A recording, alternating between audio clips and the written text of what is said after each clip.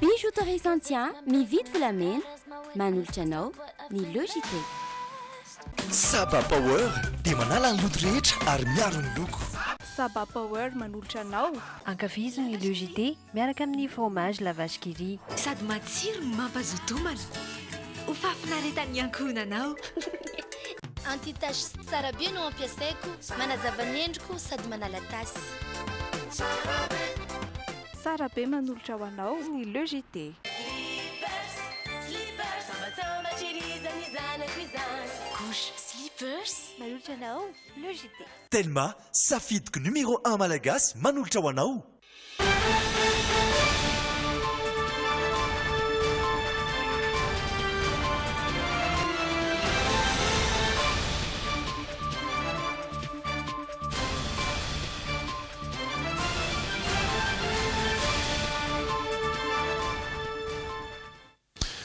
Faefatra ambin'ny folo ny volana febroary 2024 faly miarabantsika rehetra tonga soa atao anatin'ny Logité ary dia ialana tsiny ny fahatarana ety amin'ny fanombohana noho ny fanomanana ny Logité ho an'ity androany ity. Ireto ary ny lohateny ho an'ny tapany voalohany androany.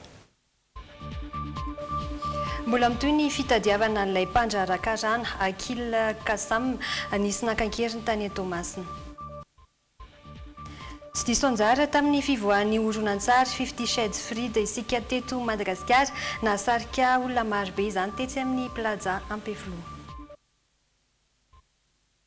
Efa mizatra eny amin'ny fiantsonan'ny fiara eny Andotapenaka ireo mpitatitra nanomboka ny volana janoary teo. Mbola mitaraina hotsina indray karama vokatry ny tsy fivoahan'ny teti-bolan'ny komina ireo mpiasa amin'ny alalan'ny syndicat-ny SMCAR.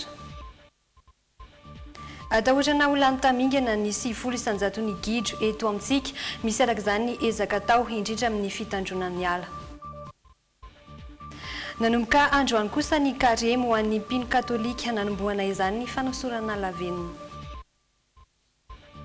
Any ivelany dia mitady fanampiana amin'izao fotoana izao ity firenena ity. Ankafaliana trano tompo-klasy tompoky vavy no iarahana aminao atao anatin'ny Logité asaina ianao anaraka ny fampahalalam-baovao hatramin'ny farany.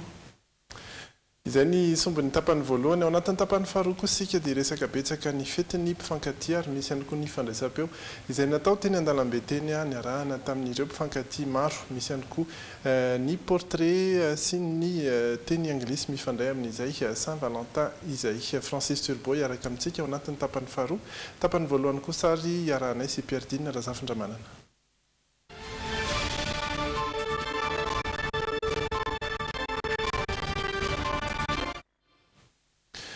Any Tomasina dia mbola mitoy ny fitadiavana n'ilay mpandraraha karana Akil Kasam trenay nisy nakankeriny. Nanapa-kevitra ny anampisa ireo mpitandro ny filaminana any an-toerana ireo lehibe miandraikitra izany.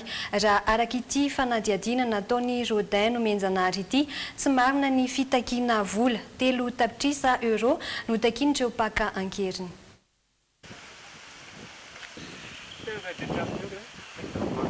Rombe folo andro aty aoriana mbola tsy nahenona feo ireo nakankeriny ny Akil Kasam zenay teto Tomasina. Ny fianakaviana ihany koa mbola tsy nivoaka tamin'ny fangina ny momba ny zava-misy marina amin'ity raharaha ity. Etsakelan'izay mbola mitoy fikarohana ataon'ireo mpitandro filaminana izay misahana ity raharaha ity.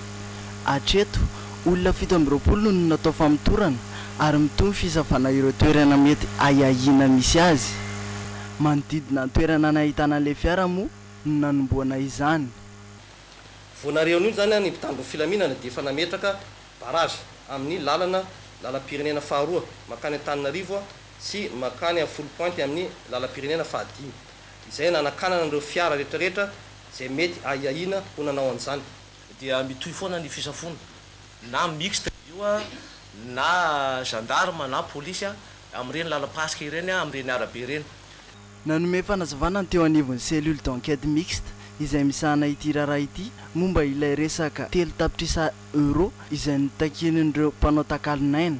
Mariana fa mbola eto Tomasina ireo olona nanao ity fakanan-keriny ity amin'izao fotoana izao raha nambaran'ireo mpitandro filaminana hatrany. Natao moa zany fitsirihana mombamomba ny fiara io dia tsy vitan'izay ihany fa nanafatra izay manam-pahaizana afaka mikaroka an'izay koa zany hoe ekipa sinophile avy ana tana nanaradia hoe raha vao niala teo zany reny mpanao ratsy rena nakaizany toerana nalehany nandray fepetra fanampiana isa ireo mpitandro ny filaminana tia Tomasina ny teo anivon'ny ministera fiarovam-pirenena sy ny sekretera generaly misahana ny gendarmerie pirenena mbola manantena ny fiarah-miasa amin'ireo olona manana vaovao afaka omena ireo mpitandro filaminana ireo raha misy mampiaya hitan'izy ireo eo amanodidina.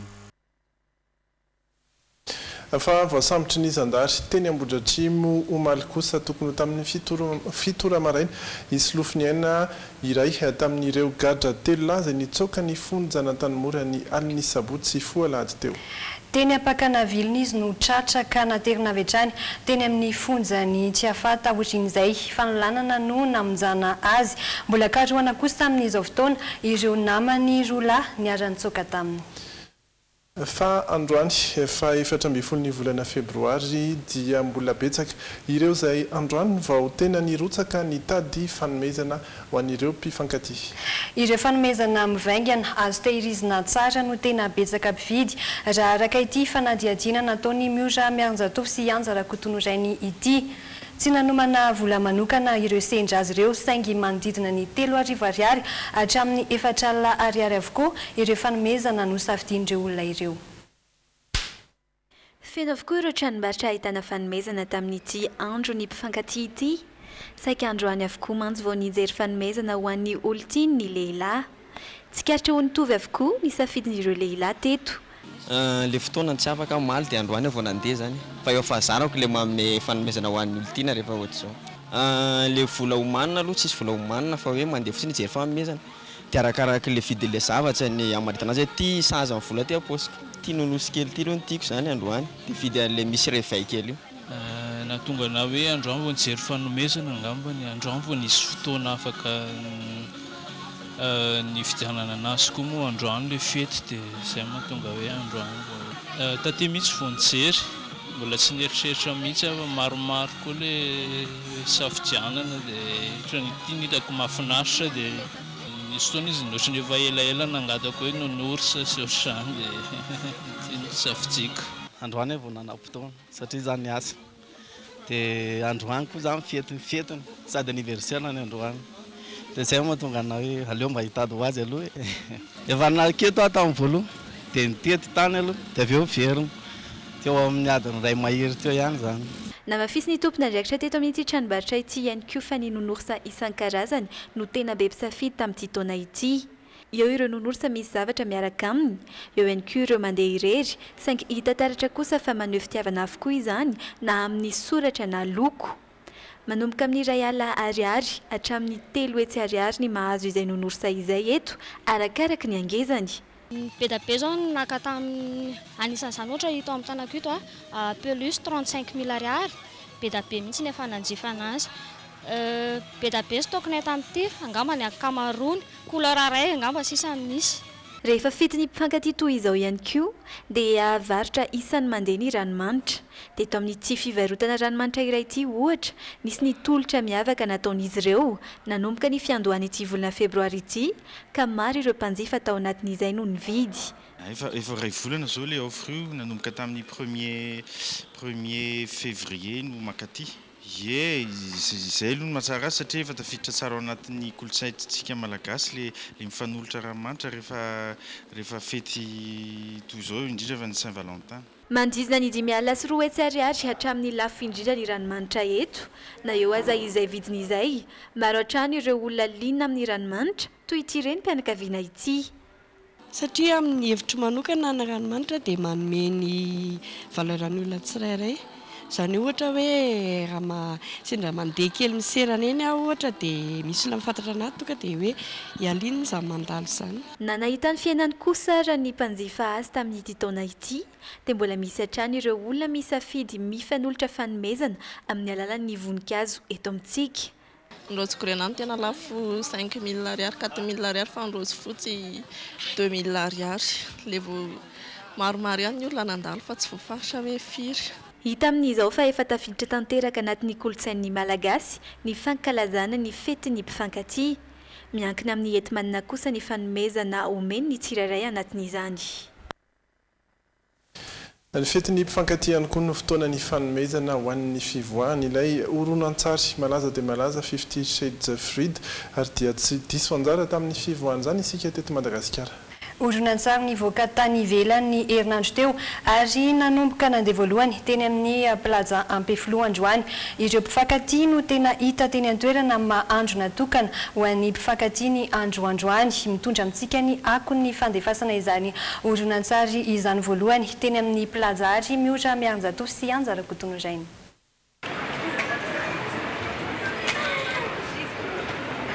Si folo isanjato ny olona tonga nijery ny 50 nuances plus claires androany dia mpifankatia avokoa, ao ireo efa namandrika mialoha, ao ihany koa ireo tsy niteniteny fa niezaka nitana izany ho tsy ambaratelo alohan'ny atongavana teto amin'ny plaza. Cadeau surprise le izy fa sady tsy nafantatra hoe voakaty izay. Dia le izy koa en plus film tantara-pitiavana dia izay no tonga navy aty dia soanay zany hoe vidéo hijery film any plaza amin'ny Saint-Valentin. Voalohany indrindra angamba aloha le fitiavana le film le 50 Shades misy sady efa mba nanaraka le 1 sy 2 dia izay no nahatongavanay aty mba hijery le 3 andro zay. Hijery film zay dia fety mifankatia androany dia mba mivoaboaka kely dia mba zay. Ho an'ireo mpifankatia sasany izay toan izy mivady ireto 20 taona nivadiana, miezaka hatrany izy ireo mitady zavatra vaovao anamafisana orona ny fifankatiavan'izy ireo. Ohatrany hoe nafinaritra be anay aloha voalohany indrindra le izy satria voalohany indrindra hoe film tsy fahitany amin'ny rehetrarehetra le izy fa hoe Dumine sa ny plaza ny Canal 7 no organisé an'le izy dia ndora angamba hijery na teo ara ny fidirana amin'izy hoe somary lafilafy kanefa tsy ho an'ny olona rehetrarehetra zany hoe fa zay olona hoe mba afaka nanana fahafahana nijery an'izy dia nafinaritra be aloha zany le izy mba nahita voalohany mihoatra ny be sy ny maro. Nanomboka tamin'ny roran-katroka ny horonan-tsary ary naharitra ady ny iray sasany mahery teo. Je promets de te chérir jusqu'à ce que la mort nous sépare. Je vous déclare unis par les liens du mariage. Vous pouvez embrasser la mariée.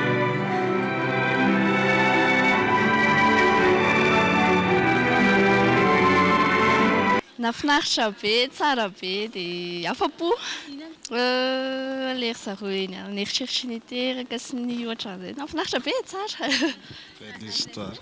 Tena mahafinaritra be. Sady izay moa ny voalohany nahita teto Madagasikara zany dia faly be zay. Ao anatin'ny fitiavana zany tsy voatery hoe indray foana fa mila mifanakalo-hevitra, mila manapa-kevitra miaraka fa tsy irery dia izay tena azo tsoahana sy ny hoe fifankatiavana sy ny fifandeferana. Tsy ahivina hatrany fa mbola mitony fandefasana ity horonan-tsary ity etsy amin'ny plaza Ampeflo. Zoma indray no fotoanantsika manaraka manomboka amin'ny 4 ora sasany ny fidirana voalohany ary amin'ny 7 ora alina ny fidirana faharoa. Mbola hisy ihany koa ny sabotsy amin'ny 2 ora atoandro ary ny lahady torak'izay ihany koa amin'ny 2 ora folakandro.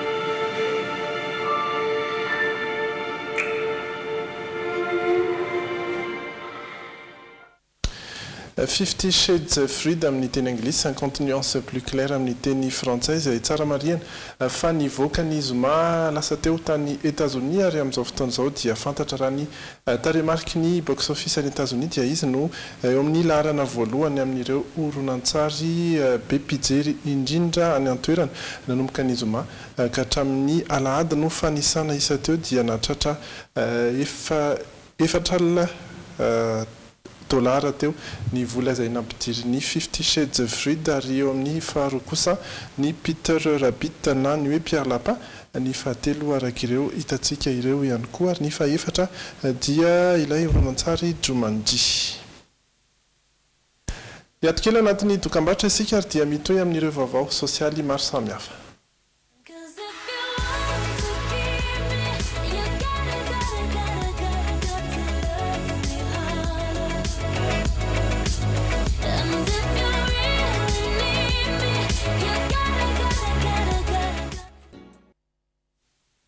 mitoetra ny fanarahanao ny logité atao anatin'ireo vaovao maro samihafa anatin'ny tapany voalohany antrany isika fanamariana kely makasika nyilay horonan-tsary 50 Shades Free Day teo sy ny vola izay voangony azony nanomboka ny zoma izay fotoana ny voany avy any États-Unis dia araky ny hitantsika teo 7.30 tapitrisa dolara izany hoe latsaka kely ny 7 tapitrisa dolara izy ary izy no mitana ny voalohany amin'ireo horonan-tsary be mpijery indrindra ny farany herinandro teo tany États-Unis hatrany fa itoy eo amin'ny vaovao sosialy isika makasika ny fitaterana efa mizatra eny amin'ny fiantsonan'ny fiara eny Andotapenaka ireo mpitatitra nanomboka ny volana janoary teo fotoana sisa no andrasana amin'ny fifindran'ny fiantsonan'ny zotra mampitoy ny renivohitra amin'ny lalam-pirenena voalohany sy fahaefatra ary fahaenina eny amin'ny tobo vaovao etsy ankilany ezahan'ireo mpitatitra ovaina ny tolotra rehetra teny an-toerana androany Irina Andriamalala sy Zora Andritsalama.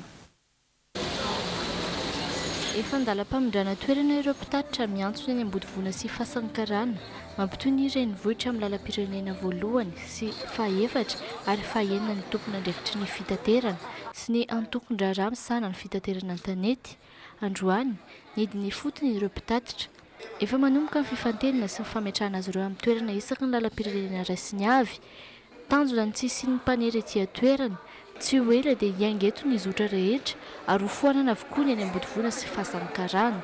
Efa ataoko hoe efa ankatoko ny famondrana tanteraka satria rehefa vita zay rehetrarehetra zay le fifondrana le daty teneninareo vina amin'ny findrary io fifondrana ny tomobile sy ny olona ty fotsiny fa ny fandaminana zany ny tena mila atao amin'ny antsipiriany satria raha fantatritsika tsara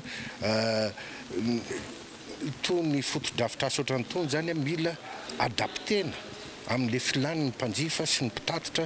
Araka ny ahitantsika zao natao anara-penitra ny fiantsonana fiara eto Andotapenaka isy ny mpandray na ny accueil ary isy ny toerana iraisana ho an'ny zotra tsirairay toy ny mianavaratra sy miankandrefana noho izany isy ny fanatsarana ny tolotra ho ataon'ireo mpitatitra mba ampifanahatsana ny tolotra roso amin'ny kalitaonasa. Aleo aloha apetraka ny rafitra sy ny fanatsarana rehetrarehetra ka rehefa miditra amin'ny tontolo-piantsoana lafatra itony dia mba zavatra professionnel matianina ny tolotra hoentin'ny mpitatitra ary tony koa zany manamafy fa raha zay dia milaza fa mampitombon-daha ny fandikan-dalàna ataonay mpitatitra ny foto-drafitrasa ohatran'ireny ny ainana ireny. Andrasana araka izany ny fisokafan'ny tombo fiantsonana fiara eto Andotapenaka marihana fa efa nanomboka tamin'ny volana janoary ny famondrana tsikelikely. Fa mbola mitaraina ho tsy nandray ny karama vokatry ny tsy fivoahan'ny teti-bolan'ny commune ireo mpiasa amin'ny alalan'ny syndicat-ny SMCAR. Tao amin'ny prefekturan'ny tanàna no nampikatso ny dingana tamin'ny fivoahan'izay teti-bolan'izy ireo izay raha ny fanazavana avy tamin'ny commune etsy andaniny anefa tsy fanarahana-dalàna sy tsy fanajana fepitona nataon'ny fiadidinan'ny tanàna no ambaran'ny prefet ho antony ny fahatarana iny mitatitra ny vaovao mikasika izay ary Rindra Tahiry sy Doda Rajaranjara. Efa nandalo fanamarinana teo anatrehan'ny prefekturan'ny tanàn'Antananarivo ny taratasy mikasika ny teti-bolan'ny commune. Nisy fahatarana nefa teo amin'ny fahavonona n'ireo antota taratasy sy ireo dingana tsy maintsy arahana raha ny fanazavana nomeny ny préfet androany. Teo anelanelany tapaky ny volana Desambra hatramin'ny faran'ny taona vao nanatanteraka ny fandanian'ny teti-bolan'ny commune ny volana Aogositra no voatondro anatanteran'izy ireo izany araka ny voalazan'ny lalàna. Ka i préfet tsy ny teny mihitsy hoe any amin'ny deuxième quinzaine ny mois de décembre nareo commune zay vao manao session budgétaire tsy ny tena zany andrareo fa le tsy fahaiza mitatany zany dia izay zany no mahatonga ny fahatarana amin'izao fotoana zao. Ny 3 janoary teo ny tonga teo am-pelatana amin'ny prefektura ny teti-bola nolan'ny commune mba handalo fanamarinana. Tokony ana 3 andro ny prefektura andiniana izany saingy noho ny efa fahatarana sy ny fitarainan'ireo mpiasa dia nezana no fitaina arak'izay tratra ny fanamariana na ny lettre d'observation. Teboka maromaro no tsy mbola mazava ao anatin'izany ho iatran'ny prefet-ny tanàna. Io ny tsy ratsy fanahy fa io azoko tena contrôle de légalité anafoanana mihitsy ny budget ny commune miviolen'ny article 75 tsy fantako ndray zay ho tenen'ny tafra zany no alefa fa tsy te ho ratsy loha tsy te ho ratsy loha tsy te ho ratsy eo amasin'ny mpiasa sy ny vahoakan'Antananarivo dia aleoko traitena foana ilay izy. Ho an'ireo sendikany mpiasan'ny komina Antananarivo renivohitra mivondro ao anatin'ny SMCAR, tsy ny fototry ny olana intsony no tadiavin'izy ireo. Mangataka ny amoahana arak'izay aingana ny karamany ireo mpiasa ao anatin'ny sendika.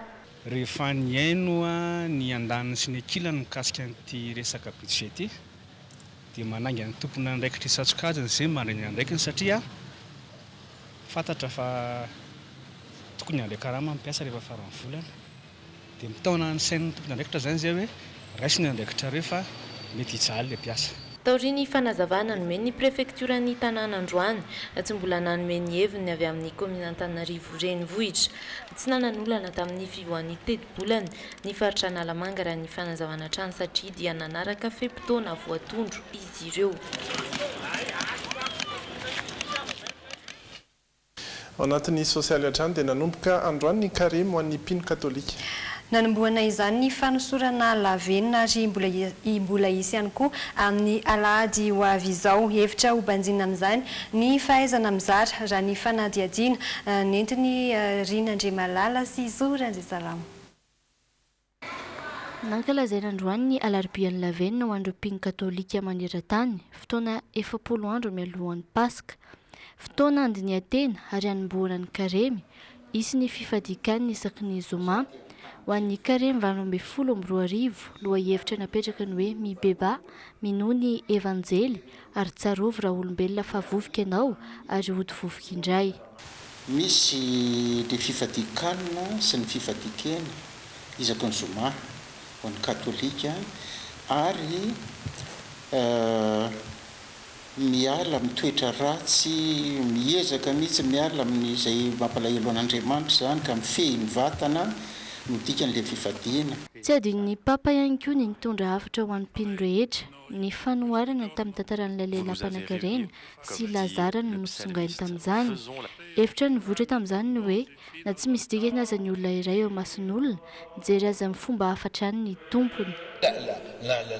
L'invitation pendant le carême. Tanjona ao anatin'ny karemy ny izara sy anome ary alana amin'ny fitiavan-tena. Défaire de ce qui pourrait nous au contraire nous recentrer sur nous-mêmes. Mbola isy ny fanosorana lavenina ho an'ireo mpino tsy natrika ny lamesa androany amin'ny alahady ho avy izao, fotoana amoahana ny vavahadin'ny karemy. Any ivelany kosa dia mitady fanampiana amin'izao fotoana izao Irak. Tanjona amin'izany ny anangonam-bola ahafahana manarina aingana ity firenena ity izay simba nandritra ny ady tamin'ny niarahana tamin'ny fanjakana islamika. Vahaolana tongavana amin'izay ny fanatanterana ny fiaonam-be iraisam-pirenena ho an'ireo politisianina sy mpampiasa vola atao ao Koweït mandritra ity herinandro ity. Réparer les ravages de 3 ans de guerre. Naharitra telo taona ratsaivina ny adiny Iraka tamin'ny fanjakana islamika izay nangeja faritra sasany tamin'ity firenena ity. Potika tanteraka taorian'izay ny foto-drafitra satao Iraka. Manao izay fomba rehetra hamerenana nyity firenena ity amin'ny laony araka izany ireo mpitantana ao an-toerana amin'izao fotoana izao. Anisan'izany izao fiaonam-be iraisam-pirenena ho an'ny politisianina sy mpampiasa vola atao eto Koweït izao. Anangom-bola hanarenana ny Iraka ny tanjona tombanana ho tonga hatrany amin'ny 720 miliara dolara ny vola lanina amin'ny fanarenana ireo foto-drafitra safotra toy ny sekoly sy hopitaly. Miandrandra fatratra ny fandraisana an-tanana ireo orinasa vahiny ry zareo irakianina mba hahavelom-bolondray ny firenena. Efa vita iny izay ny ady saingy izao indray dia ady amin'ny fanarenana no miandry. Dingana iray hanafoanana ny faritry Daesh izany. Efa azonay amin'izao fotoana ny faritra io. Anjaranay amin'izay araka izany ny manao izay fomba ampivarana ny tanàna. Tonga hatrany amin'ny 470 ireo firenena namonjy ity fiaonam-be ity raha hatramin'ny omaly. Firenena izay marina fa manohitra ny vondrona islamika avokoa. Izay ny vaovao samihafa nentina tamintsika tato anatin'ny tapany voalohany ny logité. Ireto indray ny miandrantsika ao anatin'ny tapany faharoa. Mpivady 420 taona ny vadiana izay kosa no arahanao ao anatin'ny portrait. Arahanao ao anatin'ny hoianao manodidina ny resaka ny fetin'ny mpifankatia.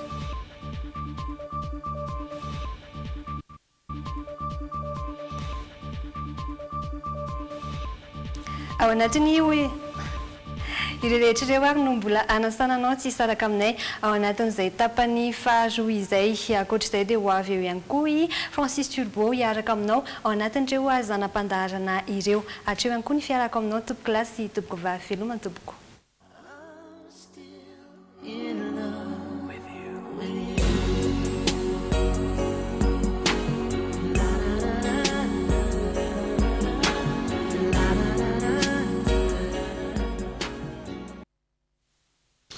mitony logité tapany faharoa ho an'ity androany ity ary dia Francis Turbo no miaraka amintsika zany manao ny ianao salama tsara falimiarabany rita ary falimiarabana manampiaraka ko dia falimiarahaba antsika rehetra izay mpanaraka an'ity fandaharana logité ity salama aby tompoko androany isika dia resaka ny portrait fahitantsika ihany teo tao anatin'ny lohateny mpifankatia anisan'ny elona indrindra fa misy ihany koa ny mpifankatia izay hita teny an-dalambe teny mpifankatia maromaro no noraisina feo ary dia hoarahantsika tsy kelikely eny ihany ny sarin'izy ireo eny amin'ny tsefatsefan'ireo zanam-pandaharana mahazaritra fa zao aloha zany miteniteny foana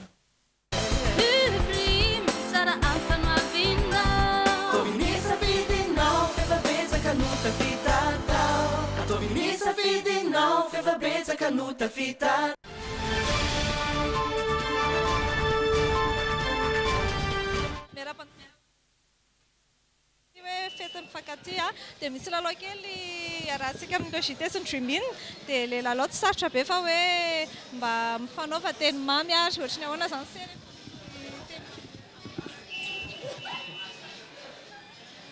tiako ianao ary ianao rery ihany no tiako ahoana ny avalodria izay fitiavany be zay za koa tianao dia tsy sadakaliko anao zany aminay amin'ny bisoary izay fankatiavana tsy atakalo tsy roamantany izay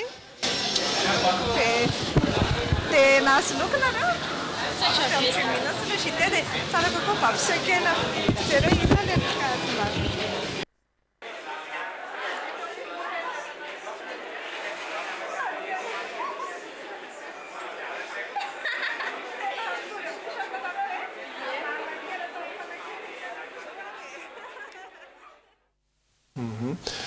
loka avy amin'ny boutique cadeau izay sendra ny logité rehetra ho an'ny androany dia nahazo an'izay copy kely izay raha nanaiky nanao an'ilay teny mamy sy ny misy maromaro zany olona misy maromaro nahazo hitantsika tsy kelikely eo daholo izy fa hoento aloha ary ny inona ny vaovaonao ino moa ny vaovao fa dia farafakeliny zany aloha vaovao misongadana amin'ity andro androany ity dia eo ny bol izay eonan'ny Real de Madrid sy PSG zay atao any Madrid any mikianjany barany abaio zay amin'ny 1:20 ora latsaka fefany alina zay ilalaovana zay bol zay be dia be ny olona zay hanaraka an'izy io tsy voatery hoe hijery any toerana fa misy ireo hoe andeha hijery amin'ny télévision ho anay moa zany aloha ho anay manokana aloha zany rehefa i Real i contre amin'ny PSG io no antanin'olona amiko hoe izy no mivoaka mandresy amin'ny fahitanao azy dia ny fahitako azy dia i Barça zao no andresy amin'io fionany amin'ny Chelsea amin'ny herinandro io ny antony dia satria pesta scolaire ireo ekipa anankiroa ireo amiko satria tsy dia misy akafiziko loatra ny antony moa zany efa tsy dia makafy PSG tsy makafy ekipa frantsay loatra hatramin'izay zany angamba tsatafy ny antony fa rehefa tena adidina fantatra any amin'ny faratiko any dia angamba ny frantsay nanjanaka atsika angamba no tsy hitiavako azy satria efa nikiky mangingina tao anatiko tao foana ny tsy fitiavana ekipa frantsay dia ohatrany hoe hatramin'ny PSG zany tsy dia tiako loatra tsy andreny saiko loatra na dia nisy an'ny Neymar aza ndasa halako hatramin'ny Neymar aza zany tsy fantatro zany toe-tsain'olombelona angamba zany toe-tsaiko zany fa tsy fantatro dia Real de Madrid moa zany efa nisan'ny adivany Barça hatramin'izay mihitsy koa dia tsy dia tena andriany saiko fa amin'ity andro alina ity moa zany ohatra mirondrona kely makany amin'ny Real de Madrid ihany satria hoentin'le tsy fitiavana frantsay fotsiny zao angambany tsy fantatro dia eo ihany koa ny mahandro lehibe ny andro androany satria dia 70 andro any ny paka afaka 70 andro zany ny paka fotoana andiny antena satria fahatsiarovana an'izany ny zavatra nataon'i Jesoa zany nandiny tena nandritra ny 70 andro 70 alina raha miseho kristianina isika ary dia vavaka ho an'ny firenena kokoa no imasoana amin'ity efapolo andro melohan'ny paka ity ao anatin'le andro ohatrany hoe karemy efa nalevantsika teo moa ny fanadihadina momba n'le karemy teo misokatra androany ny karemy manomboka androany ny karemy tsy voatery anaraka n'ilay baiko talohan'ny Vatican faharoa hoe tsy mihinan-keny tsy mihinana sakafo hoe tsy de zany loatra tsony satria lasa ohatrany hanao ramadan fa ny fanetretena mba handinihana ny hatsaratsara kokoa indrindrandrindra ny firenentsika malagasy sy mba hanaovana asa fanasoavana eo amin'ny mpiaramonina amintsika eto Madagasikara eto hanatsarana zay fiainan'ny malagasy zay kokoa zany no entan'ireo mpitondra fivavahana mialatsiny fa ohatrany hoe resaka hoe katolika foana rehefa ty resaka karemy ty kanefa tsy tokony ho amin'ny maha katolika ny katolika ary za manokana miombo-po amin'ny silamo rehefa tafiditra ao anatin'ilay ramadan zareo satria de fantariko na de tsy miaina an'le izy ary fantariko satria ao anatin'le saina sy ny fanahy ao no misy ny tena mahaolona ny olona ka raha ohatra ka ambaninao ny vatanao dia ambony kokoa ny saina sy ny fanahinao ka mba ambony an'izay dia mba entana zany tsirairay avy mba handray anjara mavitrika amin'ity karemy ity ankoatran'izany moa vaovao hafa misongadina zay manitona ny lohako ihany koa tamin'ity tontolo ny andro androany ity hametra-pialana ve ngy Jacob Zuma sa tsy hametra-pialana nandrandrazana mihitsy izy io ananao valandresaka izy io ariva io andro atolakandro tany Afrika Atsimo tsy nametra-pialana izy ary dia tsy ala ozy izy ka tsy fantatro ny antony mahatonga anareo manenjika fa ny ANC zay antoko politika misy azy mihitsy ny enge no tena mitady azy hoe mialay ianao raha ohatra ka mialay ianao raha mbola azo atao fa tena ohatra no grave be izy ty anaratsitsika ANC ty fa tokony miala ianao tsy mety ala inga Jacob Zuma ary mba sambasamba mba tsy ireo firenena le makamokamo be reny ohatrany ry RDC ry izy ty firenena anankiray le ry Nigeria Kenya le nisy Raila Odinga tsy reny zao mba nanao zavatra manondratsondrana fa misy zavatra any anjehana ninga premier ministre israeliana Benjamin Netanyahu koa am'izao fotoana zao miditra raha pitsarana goava ambe mihitsy raha nga io ary atahorana koa ny pitika teo amin'ny toerany nefa de anisan'ny firenena ngeza eto ambony ty tany ty zany Israely zany am'izao fotoana zao eo ihany koa ny film zay miainga etsy amin'ny plaza etsy 50 nuances de 50 nuances plus claires. J'ai tout une 50 nuances de gris, des 50 nuances de 50 nuances plus sombres. Plus sombres, de lasa plus clair ndray zao. Malaza hony zany film zany kanefa de tena henoko ndraiky andro fa mbola misy film malaza be ivoaka any France ary film américain izy io ary ivoaka any États-Unis afaka herinandro tava bolana eo ivoaka amin'ny telo ranty le film Black Panther. Andradrasaky mihitsy ny voazany Black Panther zany. Efa hainao izy io. Mainty toditra daholo ny mpilalao anatiny ao ary malaza be zany film zao. Tena moa zany mahaino izy fotsiny afa de anisany miandry azy ny aty Afrika aty ny garan'ny fiarakodia etsy Andotapenaka zay nahembotra afaka 20 andro ndray ny fisokafany mampametra-panontaniana fa le gara avy aiza no afindra makeny le teto ambodivona ave no afindra eny sa le avy mifasankarana sa misy apahany avy etsy ambodivona de misy apahany avy mifasankarana izay zavatra zay zany ohatrany tsy de azoko loatra tsony satria nisy filazana teo hoe ny tomobila makany amin'ny lalam-pirenena voalohany sy ny fahaefatra sy ny fahafito de lasa ohatrany hoe sy ny fahaenina indray le izy ka ny makany Tuliara sy ny makany defa makany Fianarantsoa zany lasa makeny Andotapenaka daholo ndraiky io izany hoe misy ampahany ambodivona ary neny amin'ny fahasankarana mifindra eny avokoa zany hoe mitatsika ihany mo rehefa tena mifindra daholo angamba iza daholo ny lasa ka iza no andeha eny eny Ambomanambola le fiarakodia makaiza indray Ambomanambola sa Tamatavy rery ve ny makany indray tao ny faritra Atsinanana Tamatavy rery zany hoe kely zany le Ambomanambola zany Tamatavy Manjakandrina Moramanga izy ty Mananara misy an'izany angamba eto tsisy Mananara avy eto tsisy fa Tamatavy Ambatondrazaka ohatra reny angamba sy Ambatondrazaka eny ho hitantsika hoe any miandalana moa zay rehetrarehetra zay aloha zany fa dia toizantsika ny logisité misaotra eny ariary dia asa mpifankatia anankiray aloha ny jerentsika kely Arapenareo roa tratry ny androandroany fetin'ny mpifankatia ilalao kely ary tsika aloha zany dia satria misy ny loka karakarain'ireo JT sy ny Dreaming ho an'ny mpifankatia amin'izay hoe Saint-Valentin zay mba hanao fiteny mamy ary zay za tsy saraka aminao tsony dia zay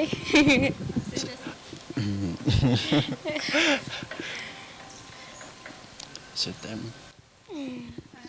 dia à gauche zany dia asiana bisou kely le loka samy manana ray avy nareo fa tsara kokoa raha mba ampisehoanareo ampijery inona le loka azonareo zany avy amin'ny famirapanareo dia fanimerapanareo ihany koa tratra ny fetin'ny mifankatia. Salama tompoko dia misaotra ny fiarabana. Nareo moa faty zany? Ie. Afaka mifamometeny mamikely ary ve hoany ty andro ny Saint-Valentin ity? Amin'ity androandroany ity zany dia faly ao miarahabanao satria natratra amin'ny fety mariky ny fitiavako anao. Ie, za koa torak'izay faly satria fameteny mamitsika amin'izao andro izao ary faly tokoa satria za tena tianao ary mba dia faly amin'izao andro izao no fetintsika sy mitiavantsika no mba haritra mandrozy.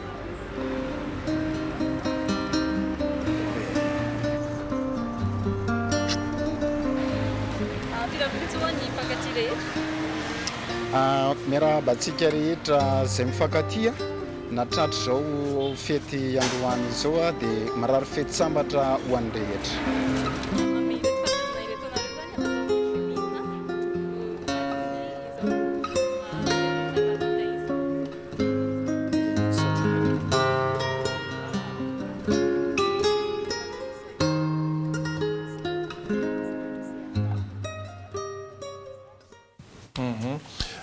Ohatrany hoe somary menamenatra mety hoe ilay caméra koa mety mahatonga izay fa tsy maninona fa rehefa mifampitory fitia miseho télé ny tena zava-dehibe amin'ireny na menamenatra na tsy menamenatra efa seho télé aloha zay mihitsy. Hoy ianao ary.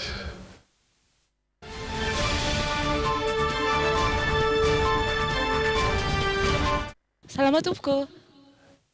Rehefa avy eo indresantsika fa nisany noresahany Francis teo ihany hoe misy baolina ihany koa an'ity androany ity mifanindry amin'izay fetiny mpifankatia izay ary manodidina izay no ianao mialohan'izay angamba aloha satria nyteny ihany ianao teo hoe maka PSG sa Real misy ny fantaniana izay napetraka amin'ny page Facebook ny Logité ho an'ny atao hoe sondage io izany hoe iza no alainareo iza no eritreretinareo fa andresy ny Real no betsaka mieritreritra fa andresy 5 isanjato be izao izy ato 5 isanjato no mieritreritra fa PSG no mandresy. Eny mifanakaiky ihany zany 5 isanjato sy 5 isanjato zany satria raha tena olona mpandinika baolina kitra ny mifanatsahana mihitsy aloha zany zao ny herijikin'izy roa tota reo satria raha tena nanaraka tsara mihitsy miakatra midina zay ny ahavon'ny Real de Madrid nandresy 5 sy 2 farany teo izy zao kanefa ny any amin'ny minitra faraparany natafitra le baolina 2 farany zay matin'ny adversaire tamin'ny Liga io ny PSG ndraiky io sa dia ohatrany hoe mandresy tataka be foana ny adversaire izy kanefa resy indroa ihany koa izy nandritran'izay 9 andro nanaovan'ny championnat-ny France zay zany rehetrarehetra zany mbola iady baolina io zany rehefa avy eo iady io satria tsy mitovy ny championnat national sy ny championnat international amin'ity Champions League ty satria raha samy frantsay aloha dia tsy dia misy andrefesan'ny PSG ny heriny loatra ireo ekipa maivamaivana ao a Fransay ireo Marseille lazaina fa enjana ary nanao match nul taminy Monaco reny voany daholo reny nefa reny zao mba enjana fa i Real de Madrid zao tena rehefa manao match amin'ny Champions League izy metimety kokoa ny résultat zay angamba mahatonga ny olona anomeny le pronostic ato kanefa na izany zany koa aza misy resaka affinité zay le izy atytiky ty nahoana fa za aka Real foana za aka PSG foana ninona zavatra miseho any ambony latabatra zay ary dia fantanina tanatiny ho ianao mahakasika an'izay indrindra hoe ho an'ny androany fetiny mpifankatia ny baolina kokoa no azo lanja sa ny mpifankatia isy ny match lehibe andeha amin'ny larobia ianao zao Saint-Valentin nge zany maka Real mazava ho azy ama Saint-Valentin zay mihitsy hijery baolina hatramin'ny farany ve sa manahoana ny fikarakarana ny amin'ny amour tsy haiko nisy zao na maka PSG na maka Real fa za aloha maka Real ary haritra hatramin'ny farany mihitsy satria ao an-trano rehefa miresaka sport zany dia matetika izay roa mifapaka adversaire zany dia amin'izay mba miady rehefa mijery baolina. Eo kosa aloha miaraka amin'ny madamo kosa hoe dia takany baolina maka ny Real. Vita mijery baolina hatramin'ny farany ve sa satria Saint-Valentin amin'io hijery baolina sa mba ame fafapo? Za tena mora matory na tsy Saint Valentin dia matory aloha foana fa tsy mijery baolina, tsy maharitra hatramin'ny farany. Resy tory mijery-pijerena baolina. Mankany Real za. Manome rosy ray. Hoe Saint Valentin koa amin'io andrio eritreritry ny hijery baolina hatramin'ny farany zany dia madama zany ahoana? Ah, madama masina viteny izy mijery baolina sady mba miaraka mipetrapetraka dia mba makamaka azy eo. Izy koa mantsy mba mirevirevy baolina koa izy. Nenahy zany ao an-tranonay anniversaire zanako dia sady mijery baolina zany zay no manao fety. Ohatrany any ka mba mijery satria misy canal aloha. Dia miaraka amin'ny madama. Efa manana fahazarana miara-mijery baolina izy sa? Tsy tia baolina izy. Le raha ihany zany no tia baolina. Indraindray mijery dia indraindray na tsy film no tena tiany. Baolina sa hijery film raha film? Dia baolina aloha tsy maintsy priorité amin'io e. Dia ahoana amin'io fotoana io hiary hijery amin'ny madama sa ahoana amin'ny fandamina programme? Eo ambony fandriana mihitsy miara-mijery. Sady manao Saint Valentin. Sady Saint Valentin efa antitra moa io Saint Valentin va io. Miaraka amin'ny madama io dia hoe mijery eo dia. Fa izy tia baolina sa tsy maintsy PSG mihitsy izy ka madama. Za koa tia PSG nisy Neymar atao dia naka. Za maka PSG dia maty amin'ny PSG rosy ray. Ka satria Saint Valentin amin'io fotoana io dia ahoana zany madama ao anatin'izay rehetrarehetra izay? Sady mandeha Saint Valentin mijery baolina. Ny zavatra voamariko aloha mity andro androany ty dia isy olona ho jereny baolina io androany. Amin'ny raika amin'ny filan-tsakafo efa nengy izy io vao manomboka. Zany hoe raha ho lavy io ka miampy 70 minitra. Eo amin'ny 70 minitra moa zany satria mbola misy mi-temps, mbola adiny 2 latsaka eo mihitsy zany no hijerena an'io baolina io any ho any amin'ny 2 maraina any amin'ny ray sasany. Mazotoa olona, mazotoana reo. Ie, raha sendra samy tia baolina moa zany ianareo roa mpifankatia dia milamina ihany ilay resaka teo araka ireny hitantsika maromaro ireny. Misy mpifankatia iray indray aloha tia arahantsika kely. Avanareo ohatra ny fety mifankatia. Vady moa nareo zafady? Ie. Afaka mifameteny mamy kely ve nareo an'ity andron'ny Saint Valentin ity? Hoanao zany androany amin'ity Saint Valentin ity dia raha tsy soa dia mahafinaritra foana fiarahantsika dia engany mba hitohatra amin'ny mandrakizay.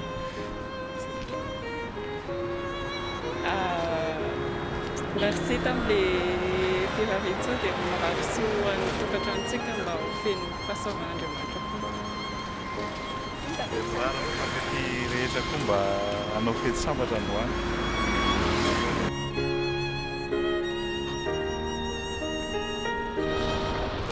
Sorananareo zany dia mamay fanomezana aminareo ny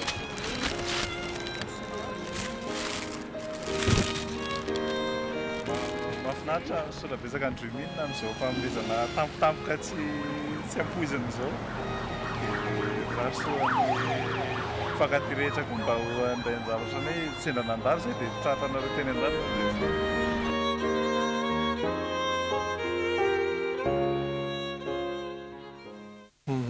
Fampifankatia iray hafa aloha no jerentsika ao anatin'ny portrait.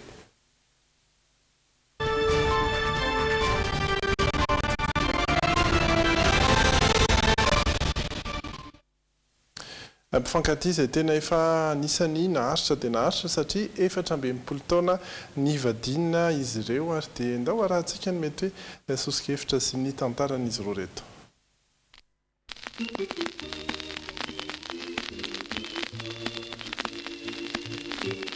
Rason René sy Raely Ranayarbenja izy mivady indray no entina amintsika ato anatin'ny portrait ho an'ny androany. Miavaka tokoa izy ireo satria feno 14 taona nivadiana amin'izao fotoana. Marobe ny sedra nolalovana hoy izy mivady, ny fandimby-teny, ny mamy sy ny mangidy fa samy teo ary mbola ho eo hatrany. Ndao arahana ary ny mombamomba azy ireo sy ny tsiambaratelony izay 10 taona mahery ny arahana izay.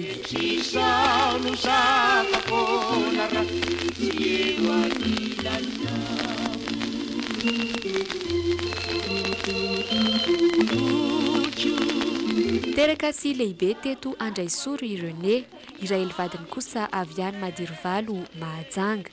mba ahoana tokoa ary izany no ny aonan'izy ireto satria mifanipaka ihany ireo toeran'ireo. Samy taizana misionery izy roa ary fitsangatsanganana tany Mantasoa no ny aonan'izy mivady voalohany. Tsy ary tonga dia niaraka nefa fa samy nanana ny fiainany teny saingy nampiresy ny fitiavana ihany. Zana fa misy télépathie mifandray ao, zay no azoko ilazana azy. Zay no nampirona taminy. Kanefa rehefa izy lasa tany Marovoiny taizaka rasimary dia sahala tsy nieritreritra tsotra mihitsy aho hoe tena adiny tanteraka mihitsy. Ny 12 ny volana Jona taona 4,590 no tonga nangataka ny Rahely tany Madirovalo ireo nesy ny fianakaviany. Resaka ihany bebe Rahely, ianao tena somary sarotorotony ihany ny ray aman-dreninao hoe hanambady tovolahy aty Antananarivo, nanahoana no nandresena lahatra azy ireo? Tena io saika tsy naharaikitra ny anay io.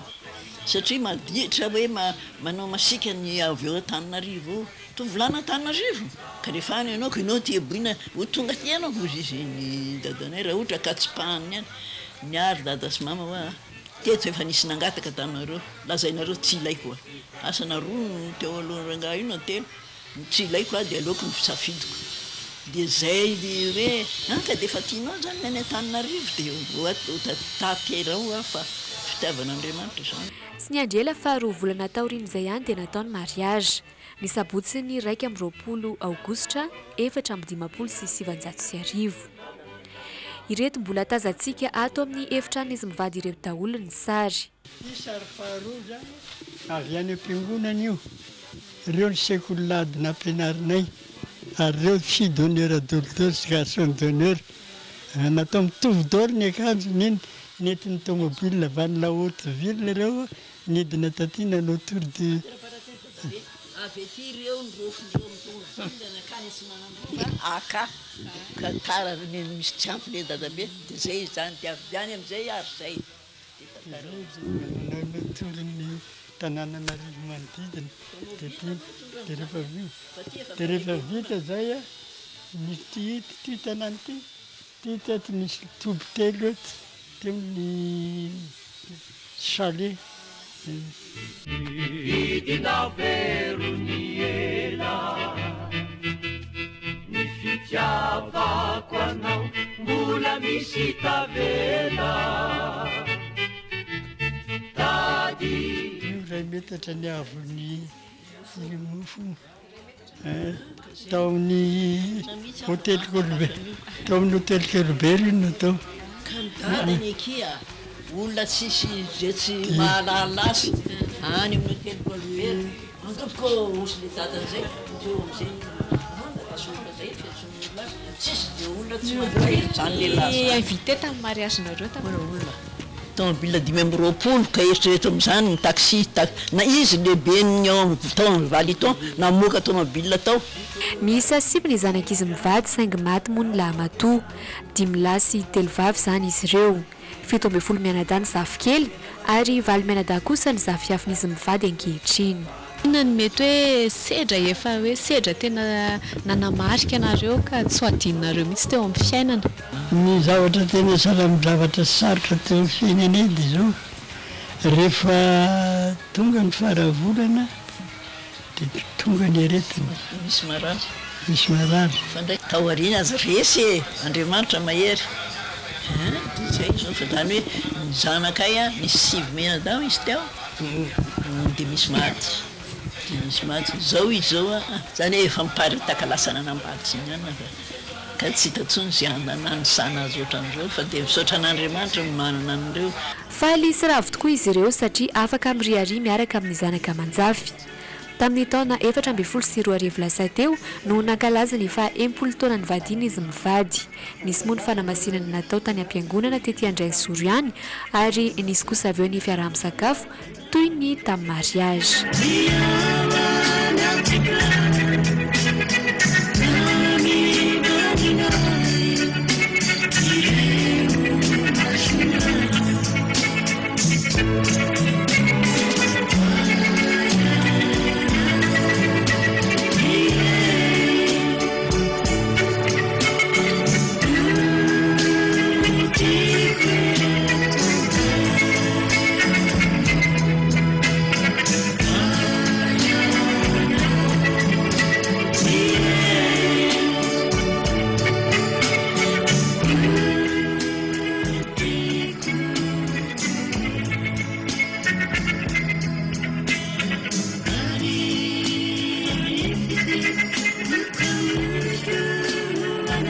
4 taona ny vadina izy mivady ankehitriny mba zarao aminay ary ny tsiambaratelony izay fiarahana naharitra izay.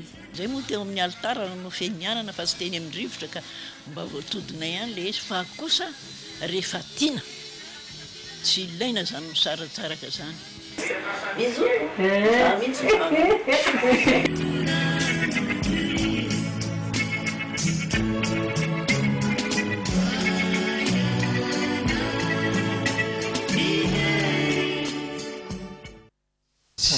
Terendry Sonia ifanoroka masona caméra eo le olona tsy ifanao taloha reny Sonia ny olona taloha tam'izay na mbola tsisy vocabulaire hoe mitsoda zany taloha fa tsy ifanao ny olona zany eny mety natao tapatapatra fa zavatra mamera tsy azo tenena mihitsy zany ary tsy azo atao mihitsy mifanoroka amin'olona zany. Na mariage aza sa ta mariage?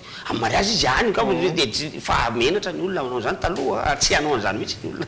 Eny e misy manao moa zany satria ny taloha tany ange nanao zipo fohy zay nge le olona tamin'ny taona 1900 ary ohatrany namoaka didy mihitsy ary fitondram-panjakana tamin'izay tsy azo atao manao zipo fa tena nanombonomboka tany amin'izay tany ny fahotana rehetrarehetra zay ataontsika kehitriny io ary vao mainka ampiry izy zao.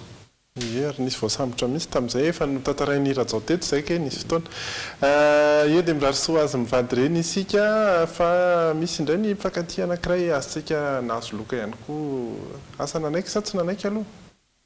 Salama tompoko, amin'izao fety mifankaty androany zao dia mba misy lalao kely karakarainay mba mifampitory fitiavana kely nareo vady dia mba fanao bisou amin'ny farany mba jerenay. Fankatiavana zava-dehibe dia tianao hatramin'ny farany. Inona ny asetrin-dramosea izay teny madamo izay? Fitiavana amin'ny valiny.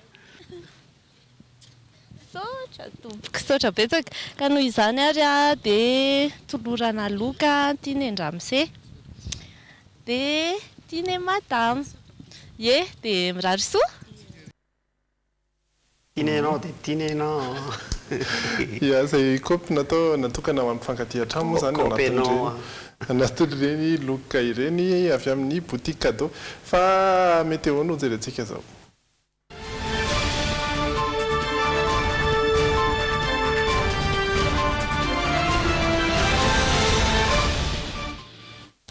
Raha izao alina izao no jerena dia somary sarotsarona ny lanitra eny amin'ny tapany avaratry Madagasikara. Tsy haritra ela nefa izay ho an'ny alina fa isinda ihany ny rahampitso maraina sy ny tontolo andro fa iverina indray rahampitso ny rahampitso tolakandro izay rahona sy orana izay mitovy an'izay koa ny faritry Toamasina, Antananarivo, Antsirabe ary Fianarantsoa izay mety hisy orana amin'ny faritra sasantsasany ny tapany ariva. Toliara kosa dia isy ny orana malefaka rahampitso tontolo andro mety hifandimbeny ihany amin'ny masoandro saingy tsy haritra ihany koa zany ho anareo any atsimo any. Mahajanga zany mahazo antoka fa tsisy orana aloha rahampitso ifandimby ny rahona sy ny masoandro ho anareo any amin'ny faritra andrefaniny.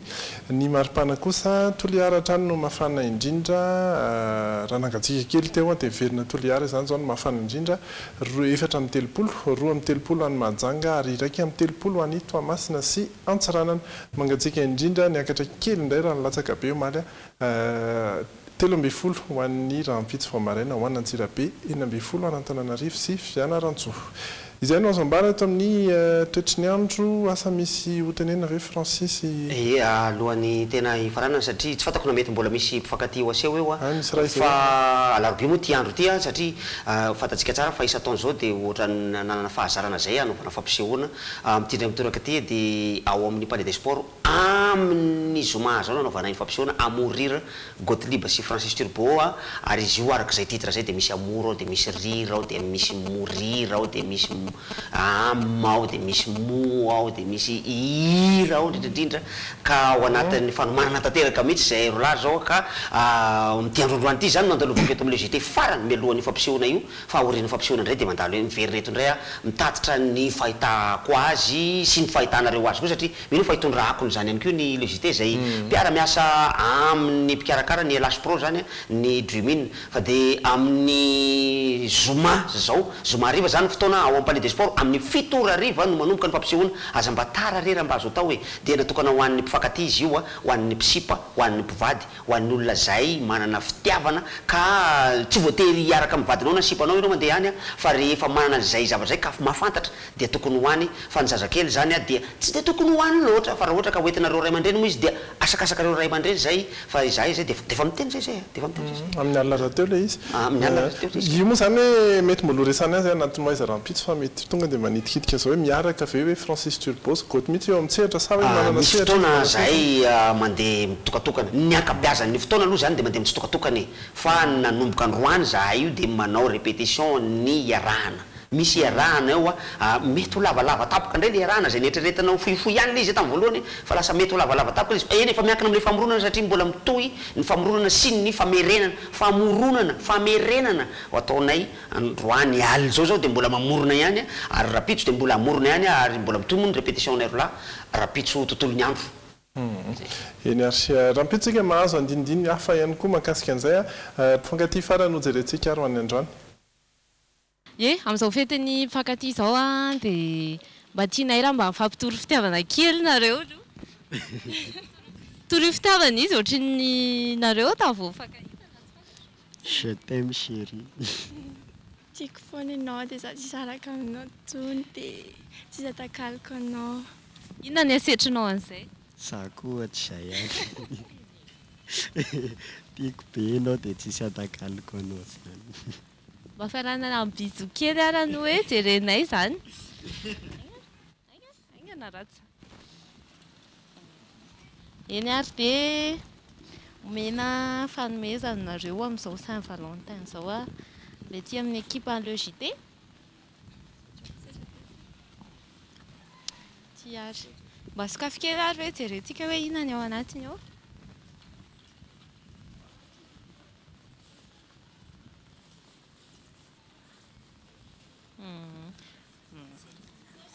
mba asio tena firaritso kely ho ampifankatia rehetrarehetra mirary soa ampifankatia rehetra dia mirary soa antsika rehetra koa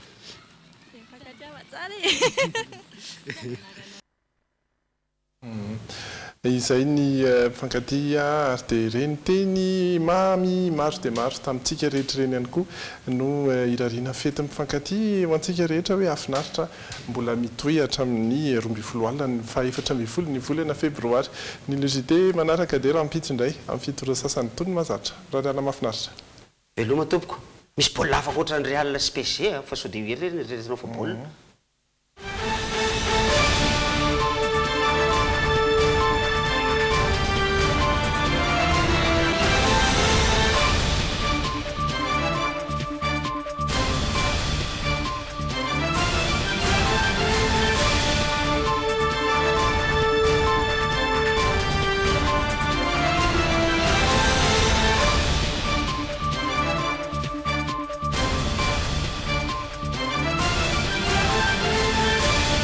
Telma, safidiko numéro 1 malagasy nanotra ho anao teo. Ankafiziny le JT miaraka amin'ny fromage la vache qui rit. Sady matsiro mampazotomana. Ho fafinaretan'ny ankohonanao.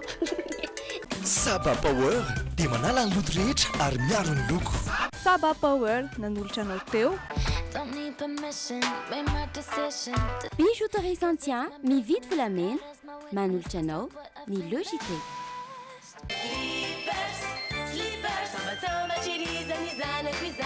Couche slippers manolotra anao le JT. Anti-tache tsara be no ampiasaiko manazava ny endriko sady manala tasy. Sara be nanolotra anao teo ny le JT.